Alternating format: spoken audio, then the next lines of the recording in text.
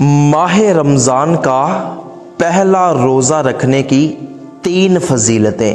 Number 1، جب بندہ ماہ رمضان کا پہلا روزہ رکھتا ہے تو اللہ پاک اس کے پچھلے سارے گناہوں کو معاف فرما دیتا ہے۔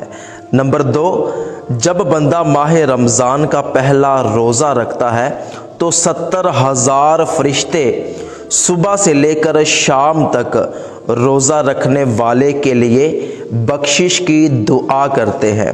اور نمبر 3، جو بندہ ماہ رمضان کا پہلا روزہ رکھتا ہے تو اللہ پاک اس کے لیے جنت میں ایک ایسا درخت لگاتا ہے کہ جس کے سائے میں عربی نسل کا تیز ترین گھوڑا 500 سال تک بھی دوڑے تو اس کا سایہ ختم نہیں ہوگا۔